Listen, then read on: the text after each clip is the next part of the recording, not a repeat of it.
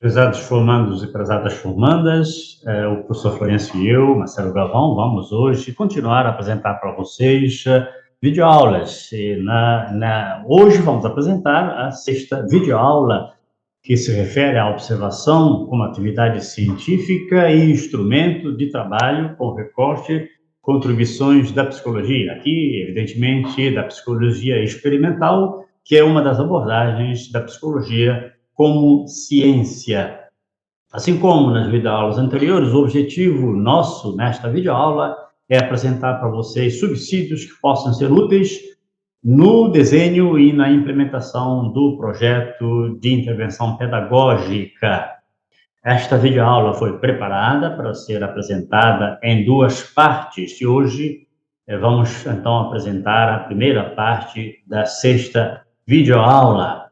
O texto básico único que nós escolhemos para vocês foi editado em 2006, não obstante o ano já muito remoto de edição, é um texto atualíssimo, que já está inclusive numa versão atualizada, numa reimpressão e reedição. Entretanto, gostaríamos de apresentar para vocês a versão inicial, original, por ainda se manter impecável. Parte, portanto, desse texto será disponibilizado para vocês, com o cuidado de utilizarem apenas para fins pedagógicos. O texto é de Dana e Matos, 2006. O título é Aprendendo a Observar. Foi publicado pela Edicom, em São Paulo. Na videoaula de hoje, no primeiro tópico, vamos falar da observação científica, que não é algo novo para vocês. Vocês sabem que nós podemos observar várias coisas que acontecem ao nosso redor, não é? Mas podemos fazê-lo de forma não científica. Aqui vamos falar de observação científica, inclusive apresentando alguns exemplos de observação rigorosamente científica e exemplos de situações de observações que não são observações que seguem os cânones da ciência. A observação científica é importante, é um instrumento, né, que os autores dizem, e nós subscrevemos, mais satisfatório para que o psicólogo fique sob a influência daquilo que acontece na realidade, em relação à influência de suposições, porque o psicólogo também é um ser humano sujeito a suposições, interpretações prévias, preconceitos. A observação científica é um instrumento que permite com que o psicólogo abra mão dessas suposições, dessas interpretações, dos preconceitos, para que, desta forma, possa compreender de uma maneira eficiente e eficaz a natureza e as ações transformadoras que possam ser mais úteis. O objetivo ou a finalidade da observação é explicar, prever, produzir, interromper ou evitar que um determinado fenômeno possa acontecer de uma forma menos precisa em termos de acerto, certo? Portanto, evita que o fenômeno ocorra de uma forma menos correta em termos da sua observação e do seu registro, não é? Em outros recursos, não substituem, portanto, a observação, quer a olho nu, quer com a ajuda de instrumentos, não é? É útil para que se possa repetir, fazer com que um determinado comportamento possa ser observado de novo, tanto pelo psicólogo sozinho, quanto pelo psicólogo acompanhado de outro psicólogo. Aqui, estamos falando de psicólogo, mas podemos falar também de educadores, não é? E assim possa ser, portanto, criticado e aperfeiçoado, porque vocês sabem que o trabalho científico, ele só se desenvolve porque ele está sujeito a críticas para que possa ser melhorado e aperfeiçoado, e o trabalho, então, possa ser socializado e avaliado. É um instrumento que permite identificar algumas das relações que existem entre o comportamento e certas circunstâncias ambientais em que o comportamento ocorre. Vocês certamente sabem que o comportamento não ocorre no vazio, né? Se alguém aqui, por exemplo, apresentar para vocês o registro de um comportamento e não identificar o ambiente, né, o contexto, quer físico, quer social, em que esse comportamento ocorreu, fica difícil realmente entender a sua ocorrência e ele não serve como matéria-prima para o trabalho científico, não é? Um exemplo que quando o psicólogo tem interesse, tem o objetivo de descobrir que a ocorrência do comportamento se dá, né, mediante alguns eventos que o sinalizam em detrimento de outros eventos.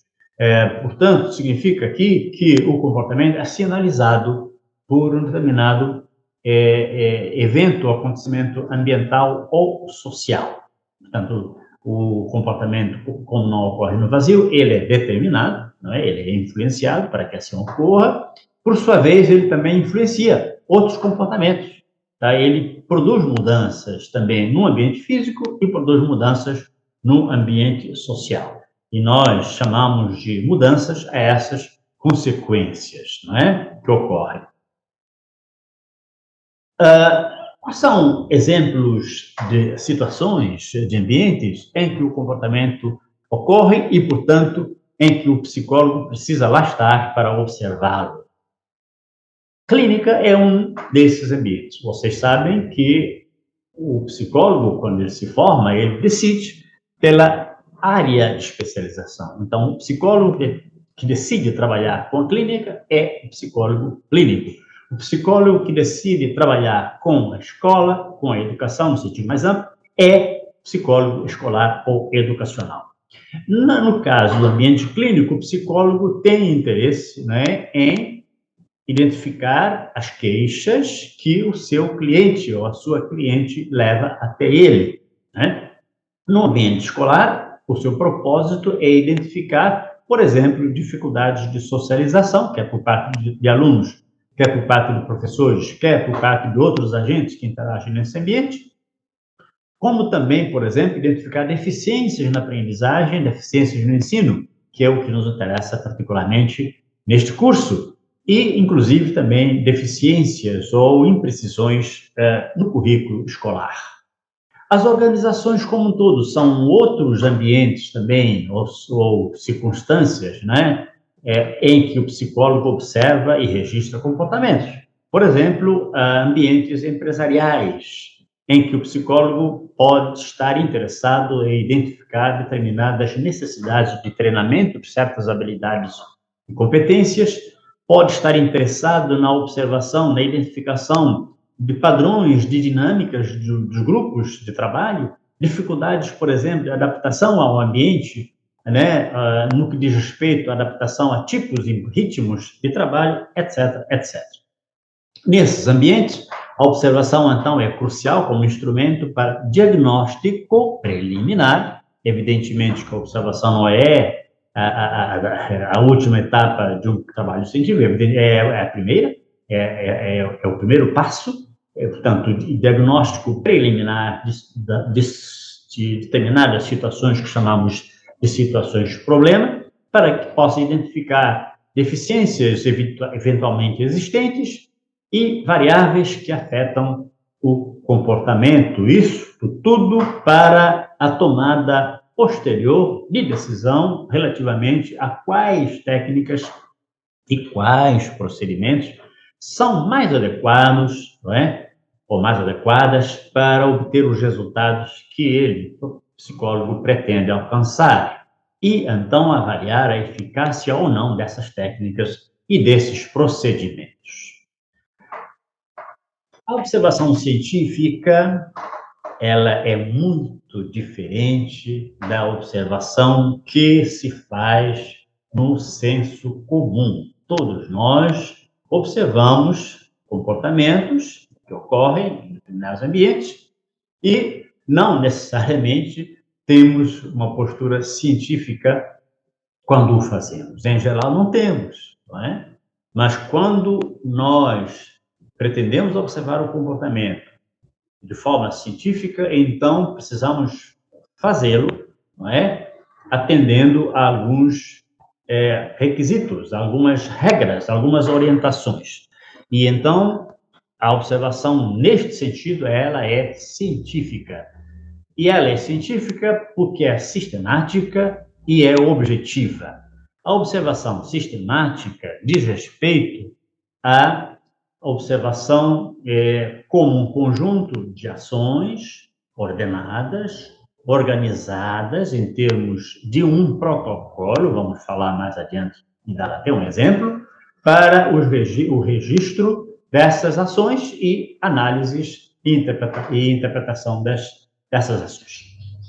A observação sistemática, como observação científica e objetiva, ela é realizada, portanto, mediante uma planificação. Por isso que ela é sistemática, é planejada, é organizada. Não é? Nesta planificação, ocorre, então, o estabelecimento de objetivos e de metas que se pretende alcançar. A observação sistemática e objetiva é realizada com regularidade, não é? Com precisão, com periodicidade. Né? Quando falamos de periodicidade, regularidade, estamos falando com determinada frequência. Portanto, quando nós observamos um comportamento cientificamente, não o fazemos numa única sessão, não o fazemos num único tempo, né? Nós o fazemos em várias sessões e durante o tempo que for necessário para identificar efetivamente como o comportamento ocorre.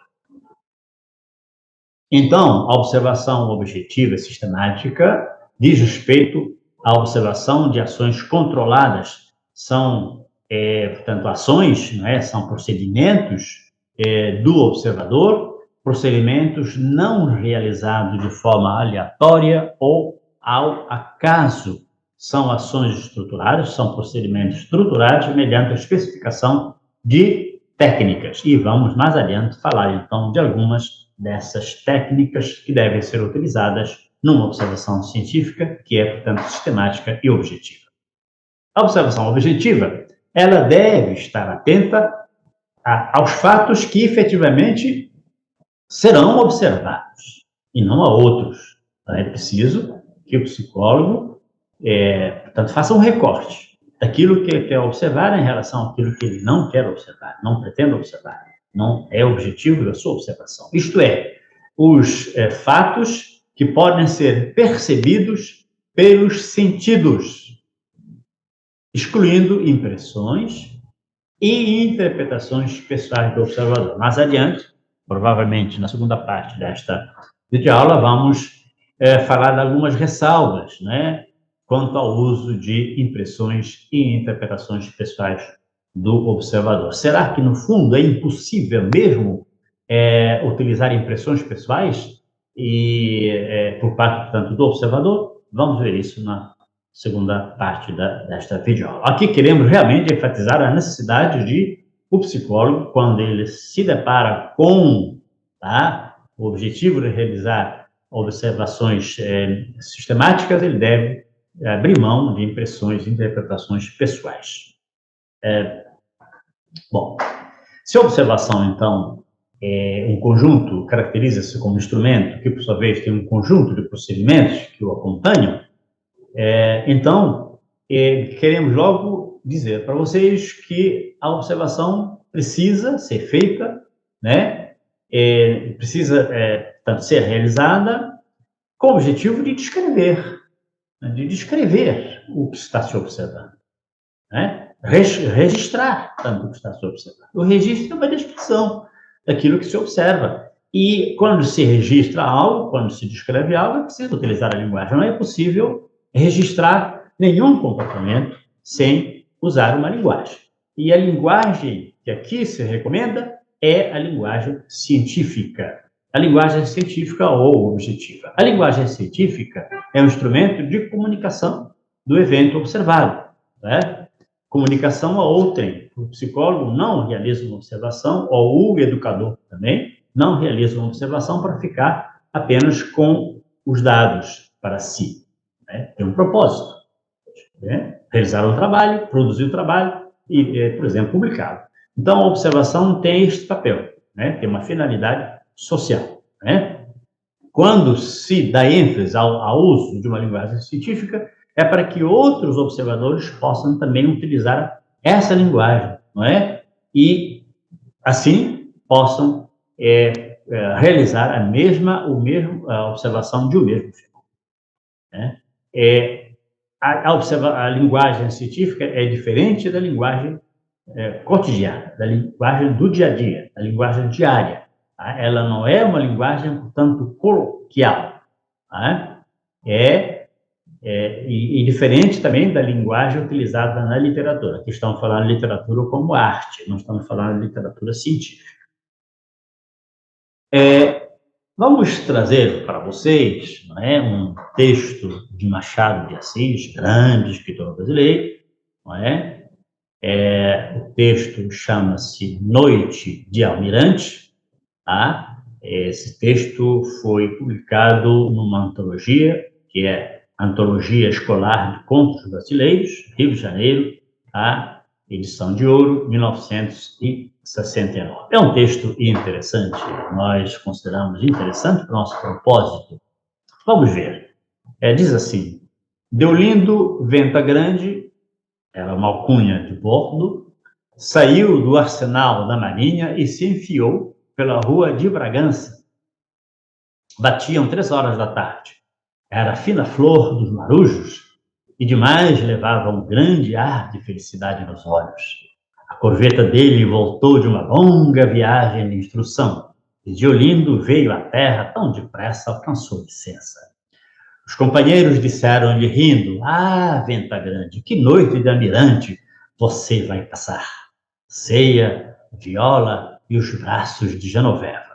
Chamava-se Genoveva, caboclinha de 20 anos, esperta, olhos negros e atrevidos. Um texto interessante. Vamos analisar, então, tá, este conto. Tá? Aqui nós o reproduzimos fielmente. Tá? Aqui trata-se da descrição de eventos comportamentais de uma forma literária, aqui de uma forma artística e não científica. Bom, qual é, então, o valor literário da descrição, né, destes eventos que foram observados pelo escritor? Né? E vamos ver. Primeiramente, não há pretensão aqui do escritor, do autor desse texto, de descrever apenas o que aconteceu realmente. Alguns fatos aconteceram, e vamos ver quais são, né, ou quais foram, mas o objetivo aqui não é descrever apenas o que realmente aconteceu. Tá? Há também aqui certas fantasias, aqui criações. A ausência também da necessidade da descrição da maneira mais fiel possível. Né? Portanto, estamos falando aqui do conto literário como um todo, e particularmente deste. Não a exigência de ser contado da mesma maneira pelos outros. Né? Um outro escritor, né, que pudesse inserir nesse ambiente descrito pelo escritor, né, pelo autor desse texto, poderia fazê-lo de forma diferente. Tá? Não pretensão também de desmontar fatos, mas sim comunicar e produzir impressões sobre coisas que podem até não ter acontecido. O seu objetivo permite, até exige, que dê asas à sua imaginação. Essa é a análise literária, tá, desse texto. Agora, psicólogos e cientistas do comportamento, como já dissemos, são pessoas comuns. Portanto, podem fazer também observações e descrições não é linguagem coloquial do seu dia a dia, não é linguagem, portanto, não científica. Mas, quando pretendem fazer observações e descrições de eventos observados em termos científicos, o psicólogo precisa, então, realmente utilizar a linguagem objetiva, a linguagem científica. E aqui, as duas autoras deste texto, né, do texto básico que estamos, ao qual vocês terão acesso, fazem uma análise científica, uma descrição científica, alternativa, melhor dizendo, daquela que Machado de Assis fez. Seria assim: Deolindo é marujo. A corveta a qual serve encontra-se no porto, após uma viagem de 6 meses. Deolindo, 10 minutos após ter obtido licença, dirigiu-se à terra. Saiu do arsenal da marinha e os companheiros disseram-lhe rindo: "Ah, venta grande, que noite de almirante você vai passar! Ceia, viola e os braços de Genoveva." Coluzinho de Genoveva. Genoveva é cabocla, tem 20 anos e olhos pretos. Às 3 horas da tarde, Deolindo dirigiu-se à rua de Bragança. Vejam que esta descrição, embora traga alguns elementos da descrição no texto anterior, é substancialmente diferente. Diferente por quê? Porque há uma ausência de poesia nessa descrição, não utiliza tanto os recursos da linguagem figurada como na descrição anterior, né? Não há recurso a interpretações nem a impressões subjetivas. Tá? Algumas mudanças foram feitas nessa descrição alternativa ou científica. O apelido Venta Grande, vocês podem, à medida que forem ter acesso a esta parte desta videoaula, imprimir, aconselhamos que imprimam o texto anterior para poderem, portanto, verificar a diferença. Tá? O apelido Venta Grande e a informação que estava entre parênteses foram suprimidos, porque dizem respeito a uma linguagem coloquial. Também foram suprimidos o termo batiam, referente às horas, e as partes era a fina flor dos marujos e demais levavam grande ar e felicidade nos olhos. Isso também foi suprimido. Foram excluídos ainda os termos esperta, referente a Genoveva, e atrevidos, que é um atributo para os olhos de Genoveva. A ordem de alguns trechos foi mudada, foi alterada, porque num relato científico, caros formandos e caras formandas, na maioria das vezes, a apresentação dos eventos deve ocorrer na ordem em que, de fato, houve esses eventos, em que os eventos aconteceram. E isto é muito importante. Né?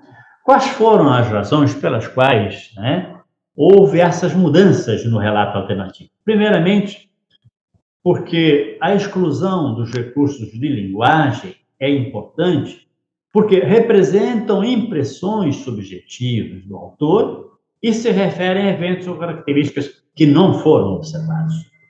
Então, na observação científica, o psicólogo, o observador, ou o psicólogo ou o educador deve evitar a tentação, portanto, de dar aso a essas interpretações. Os termos longa, referente à viagem, e depressa, referente à saída de Deolindo para a Terra, foram substituídos por medidas, né, precisas. 6 metros, medida, portanto, de distância. 6 meses, medida temporal. 10 minutos, medida temporal. Portanto, essas medidas, portanto, foram inseridas para substituir a imprecisão da palavra longa e a imprecisão da palavra depressa. O que é que não foi alterado?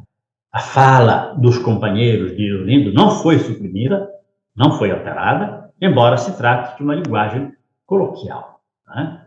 Isso porque, caros formandos e caras formandas, trata-se de uma reprodução do que realmente aconteceu, informando as características das interações verbais pela sua transcrição no relato. Quando vocês observarem comportamento em sala de aula, é o que vão fazer, se já não estão fazendo, vocês devem registrar tudo o que ocorre, as falas também dos envolvidos, de tal maneira que foram, do modo pelo qual essas falas foram produzidas. Né? E utilizem aspas para, portanto, caracterizar que são falas dos observados.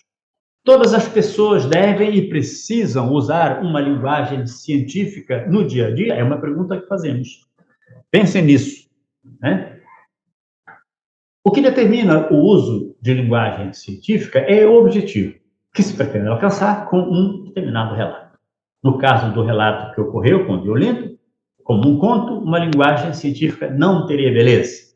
Tá? Como vocês viram, que é a descrição alternativa do que aconteceu, não é algo belo, não. Não tem beleza.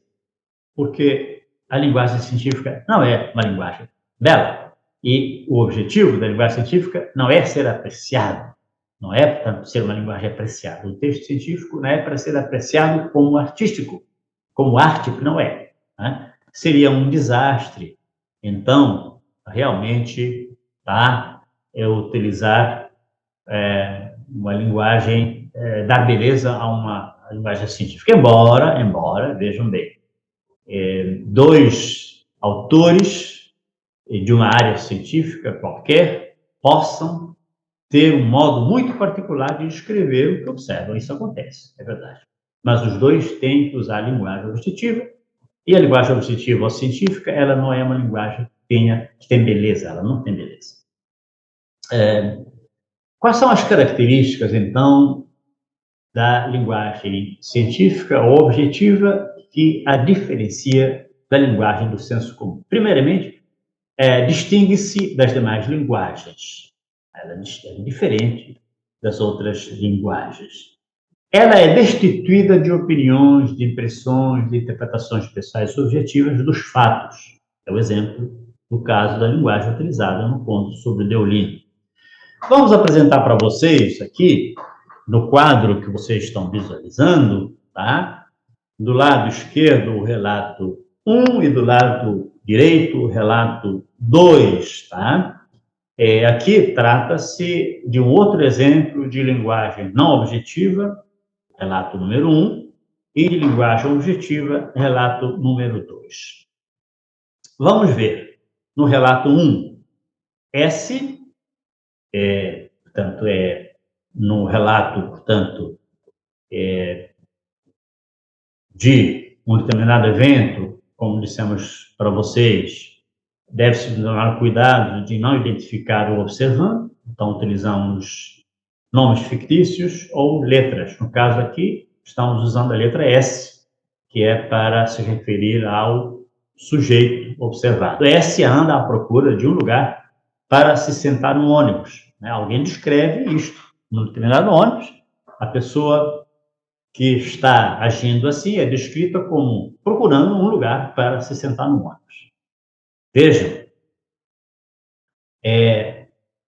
em seguida o relato continua. Como não encontra, para ao lado da 8ª fileira de bancos, atrás do motorista, atrás do condutor, do chofer.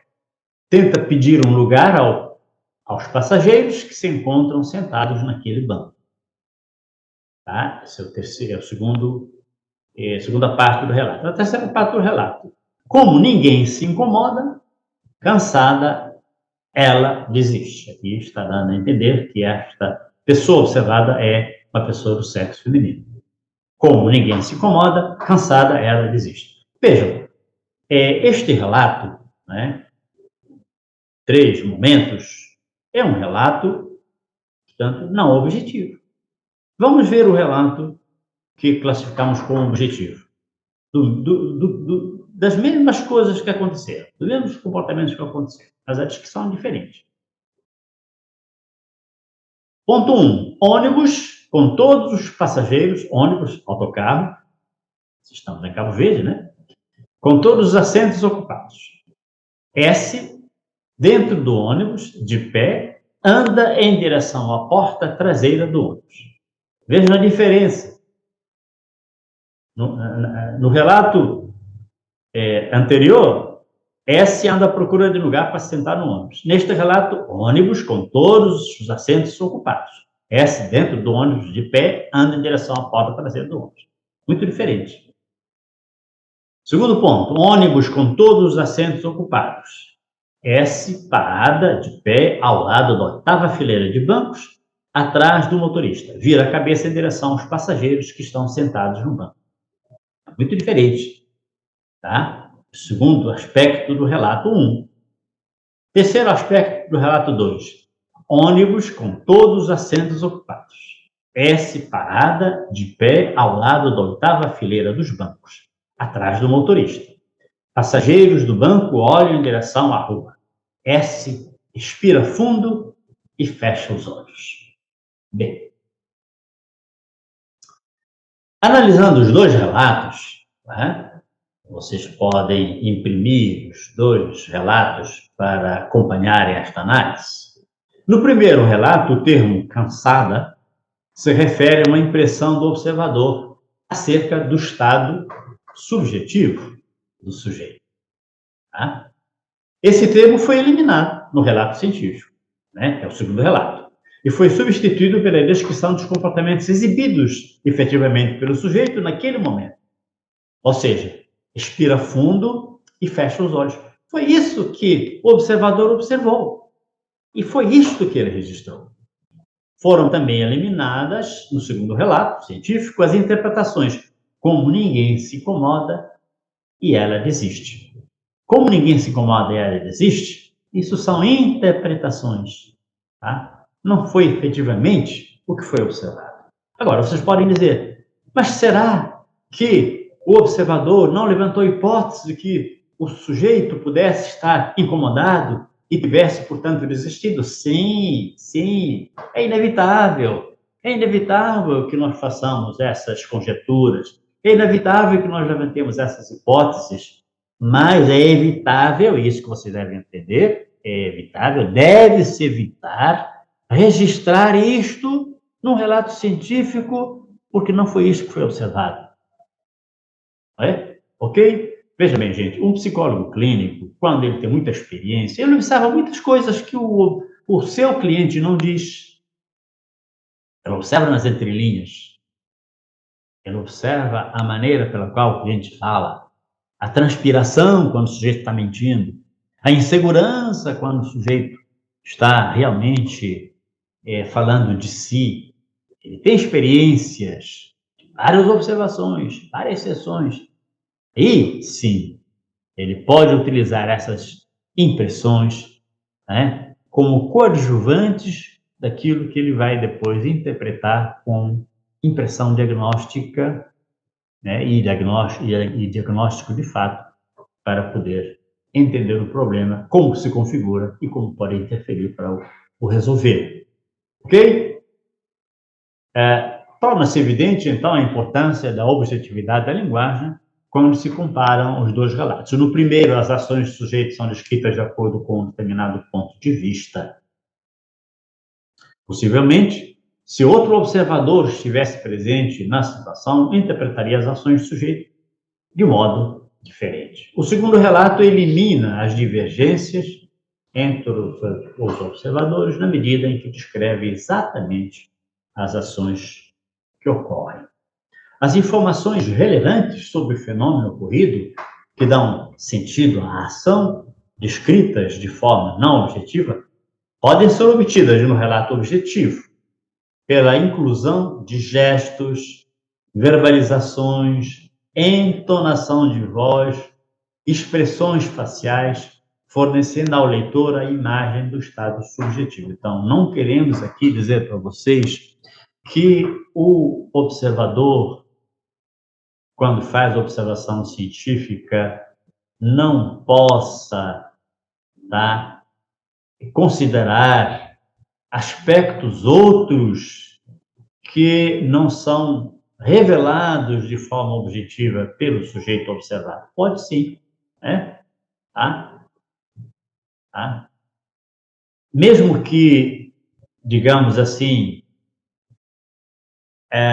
o sujeito observado não imita essas ações, o observador experiente pode estar atento, tá, a outros aspectos, como gestos, entonação de voz, expressões faciais, tá, que dão pistas para interpretações posteriores.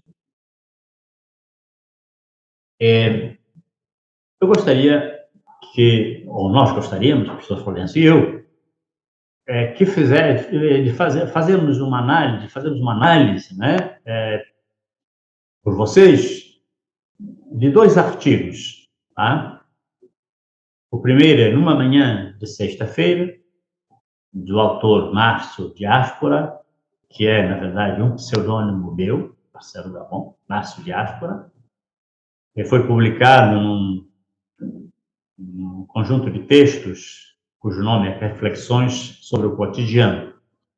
E um outro texto que eu escrevi, mas não agora com pseudônimo, né? Meu nome de fato, real, que é De Volta às Ilhas da Morabeza. Tá? O segundo texto foi publicado em 1992, né? Na revista Arquipélago, em Boston, e o primeiro foi publicado muito depois.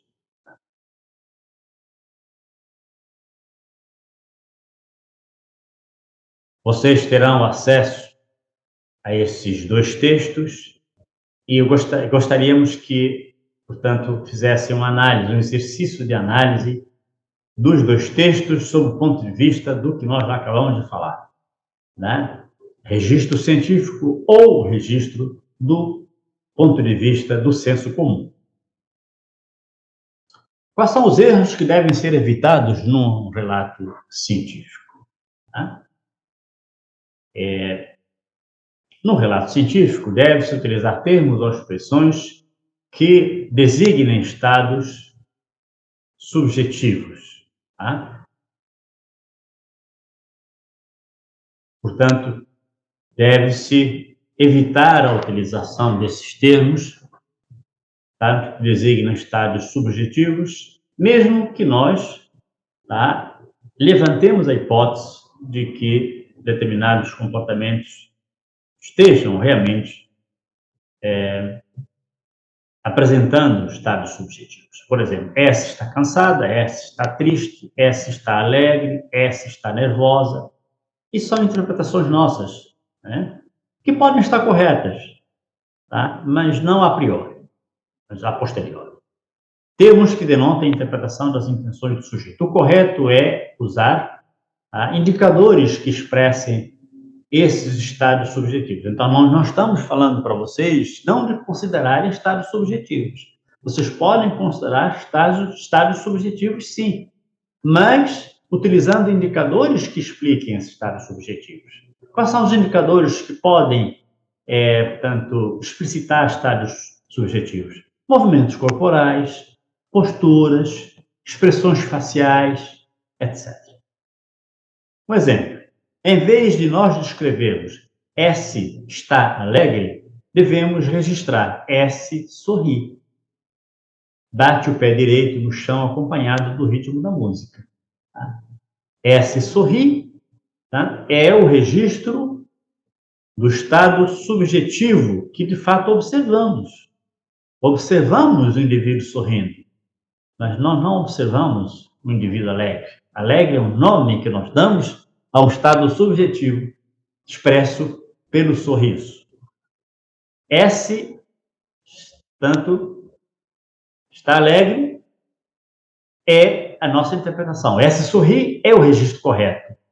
E qual é outro registro correto que indica, expressa, explicita o estado alegre?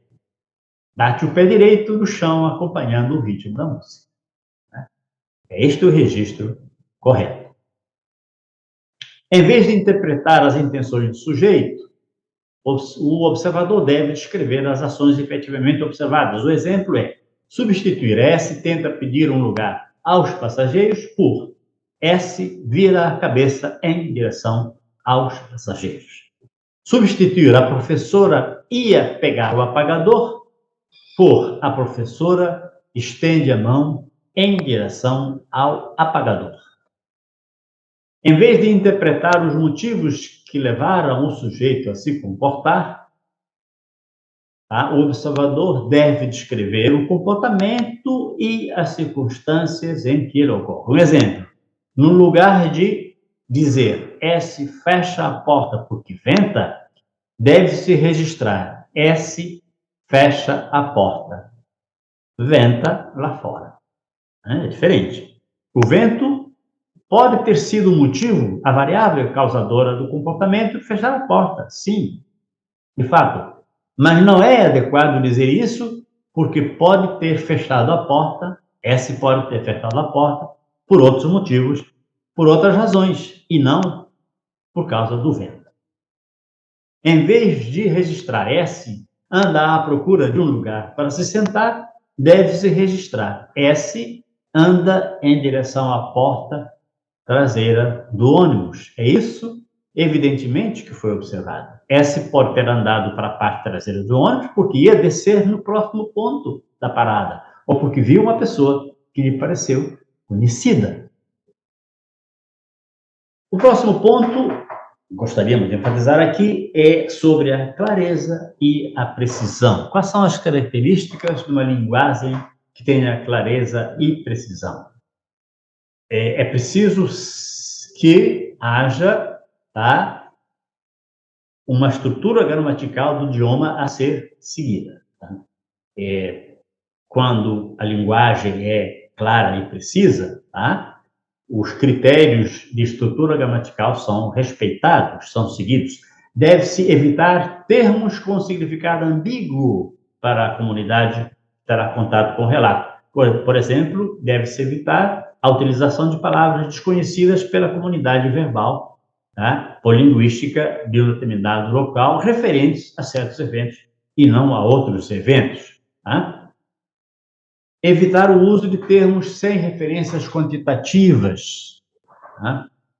Por exemplo, termos como longe, imediato, rápido, alto. Por quê? Porque, inevitavelmente, se nós utilizarmos esses termos, a pergunta que se coloca é: quais são as dimensões reais de cada termo? Longe, imediato, rápido, alto. O cientista tem a obrigação de dizer quais são essas dimensões. Então, vamos apresentar aqui um exemplo, um segundo exemplo, não é? De um texto de minha autoria, extraído de uma coletânea, que é Viagem às Ilhas da Morabeza, publicado em 1900, aliás, foi produzido em 1991, mas não foi publicado. Um trecho diz assim: ir a Ponta Verde de carro é uma viagem rápida, até um pouco cansativa. Ponta Verde hoje é uma vila da Ilha do Fogo. Né? Ir a Ponta Verde de carro é uma viagem rápida, a pé é um pouco cansativa. A pergunta que se... Vejam, é um texto, não é um texto científico, é um texto literário. Qual é a pergunta que se faz? Ou quais são as perguntas que se fazem aqui? Primeira é: qual é a dimensão quantitativa temporal para rápida? Rápida. O tempo é de 10 minutos? É de 15 minutos? É de 5 minutos? É de 1 minuto? A outra pergunta plausível é: qual o ponto de partida para ir a Ponta Verde? É de São Felipe ou dos Mosteiros? Portanto, o autor aqui do texto está deixando para o leitor a interpretação. Como o leitor, quando interpreta um texto, ele contribui para a sua arte, né? para o caráter artístico desse texto. Então, deixa ao leitor a possibilidade de interpretar ou reinterpretar. No texto científico, não. O leitor não tem essa prerrogativa, porque o escritor, no texto científico, tem a obrigação de dar as informações necessárias para o leitor. Terceiro exemplo. O conto que nós já analisamos sobre Deolindo, o personagem de Deolindo, há um trecho que diz assim: levava um grande ar de felicidade nos olhos. É uma expressão subjetiva, tá? O que um cientista diria ter observado nos olhos de Deolindo, tá? Que ele tomou como indicador de felicidade? É uma mudança no brilho dos olhos dele? Dilatação da pupila? Quanto foi a dilatação? Vejam, são perguntas pertinentes quando se faz uma análise científica, não é, deste texto. Outro trecho diz assim: veio à Terra tão depressa, alcançou licença. A pergunta que se faz é, uma delas, o que quer dizer depressa? A outra pergunta: quanto tempo exatamente transcorreu entre a licença e a saída? Deve-se evitar o uso de termos amplos. Em vez de registrar o menino brinca com a bola, deve-se registrar o menino anda em direção à bola, pega a bola, joga no chão, chuta com o pé. Aqui estamos falando de descrições objetivas de comportamentos objetivamente observados aqui. Vocês podem dizer, ok, andar em direção à bola, pegar a bola, jogá-la no chão, chutá-la, isso o que é? Ah, ok, isso tudo são comportamentos que podem ser inseridos na categoria de brincar, é diferente, tá certo?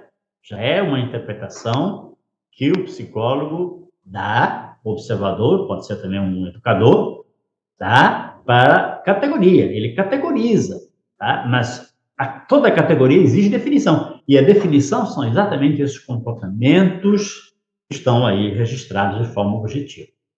Deve-se evitar o uso de termos indefinidos ou termos vagos. Em vez de registrar bola pequena, deve-se registrar bola de 10 centímetros de diâmetro, ou anotar o referencial de comparação, bola menor do que as outras. Né? Em vez de registrar a criança jogou durante algum tempo, registrar um menino de aproximadamente 4 anos jogou futebol durante mais ou menos 30 minutos. Então, em vez de dizer criança, vamos indicar a precisão em termos de idade. Durante algum tempo, vamos precisar o tempo, mais ou menos 30 minutos. Tá?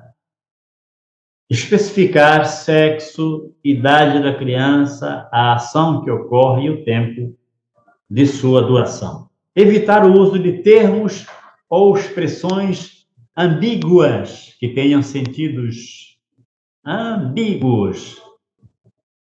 No registro, P amarra o sapato, encosta na parede. Alguém deveria perguntar, P encostou-se ou encostou o sapato na parede? O se reflexivo, que é importante, muitas vezes, na sua ausência, dá-se lugar a interpretações ambíguas. P amarra o sapato e encosta na parede. Aqui, as autoras, de uma forma jocosa, dizem assim, no Brasil, se alguém registra M quebrou as cadeiras, certamente se perguntará, quebrou os móveis que servem de assento, cadeiras, ou fraturou os ossos ilíacos? Isso é só para nós nos descontrairmos um pouco e prestarmos atenção para o fato de que o registro de comportamento de uma forma objetiva, após a observação objetiva, deve ser feito também tendo cuidado em evitar expressões ambíguas que dão margem a interpretações, portanto, ambíguas, duvidosas.